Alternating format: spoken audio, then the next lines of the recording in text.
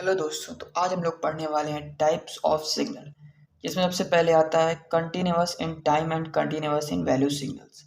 तो इसमें हम लोग एग्जांपल के तौर पे इसमें हम लोग सबसे पहले समझेंगे कंटिन्यूअस इन टाइम क्या होता है। तो कंटिन्यूअस इन टाइम का मतलब होता है कि सिग्नल जहाँ से शुरू हुआ वो कंटिन्यूसली वहाँ से 4 तक चल रहा है। इसमें इस जैसे एग्जांपल में आप समझ सकते हैं, जैसे कि ये 0 स्टार्ट हुआ और ये 4 तक ये सिग्नल चल रहा है। और जैसे कि इसमें कहा गया continuous in value in signals, इसका मतलब हुआ कि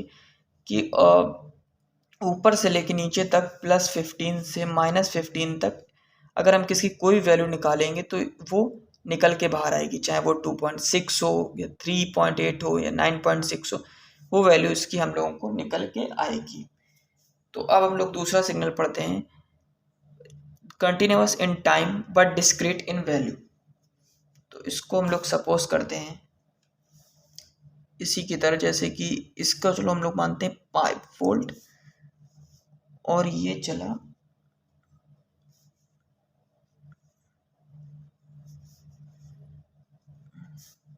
5 वोल्ट। तो इसमें हम लोग करते हैं कि t इज इक्वल टू 0 और 5 वोल्ट टू 5 वोल्ट। तो इसमें हम लोग देख पा रहे हैं कि इसमें वैल्यू की डिसकंटिन्यूटी है।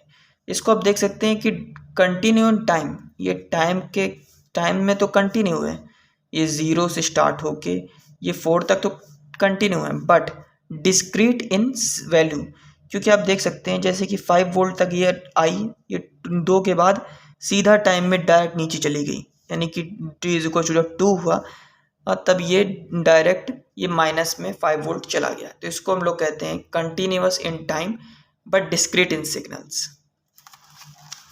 ऐसे हम लोग तीसरा पढ़ते हैं continuous in value but discrete in time, जिसमें हम लोग पहले जैसे एग्जांपल के तौर पर हम लोग पढ़ते हैं एफ ऑफ टी, टाइम को वेरी किया, और हम लोगों ने जो पहले एग्जांपल लिया था उसी को लेते हैं,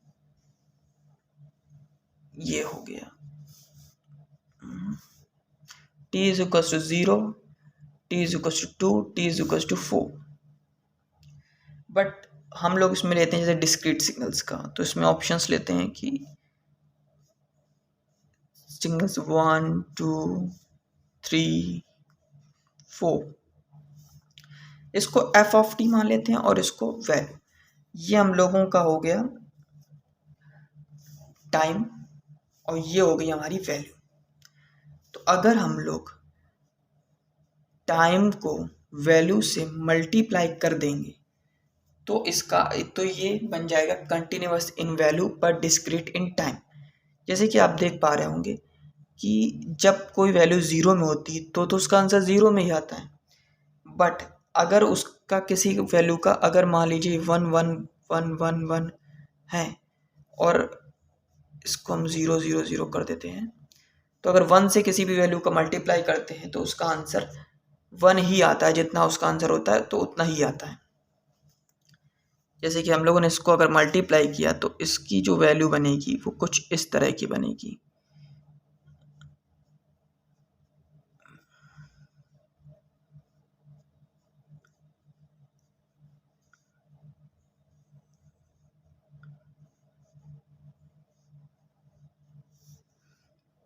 इसमें आप देख पा रहे होंगे कि ये कंटिन्यूअस इन वैल्यू है बट डिस्क्रीट इन टाइम। जैसे कि आप देख सकते हैं 0 1, ये देखिए यहाँ पर जैसे कुछ किसी की वैल्यू 1.2 होगी, 1.4 होगी, 1.6 भी होगी, और इसमें किसी की वैल्यू जैसे 2.1 होगी, 2.1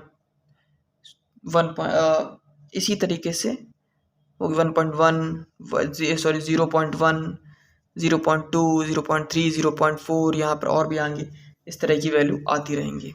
इसे हम लोग कहते हैं continuous in value but discrete in time. इसी तरह तीसरे में पढ़ेंगे discrete in time and discrete in value.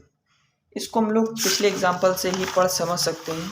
जैसे पिछले एग्जाम्पल में बताया गया था कि ये 1.2 और 1.4 1.6, अगर हम लोग इसमें कुछ इस तरह की वैल्यू ऐड कर दें, जैसे कि 1.2 अगर आता है तो उसको हम लोग 1 मान लेते हैं, अगर 1.5 आता है 1.6 आता है तो उसको हम लोग 2 मान लेंगे। इस तरह से अगर हम लोग वैरी करते हैं तो उसमें हम लोगों का मिल जाएगा discrete in time and discrete in values, जैसे कि 1 2 3 2 1। जैसे हम लोगों ने इसको मान लिया 1, इसको मान लिया 2, इसको मान लिया 3। इस तरीके से हम लोगों ने जब मान लिया, जैसे 1 2 3 2 1 1,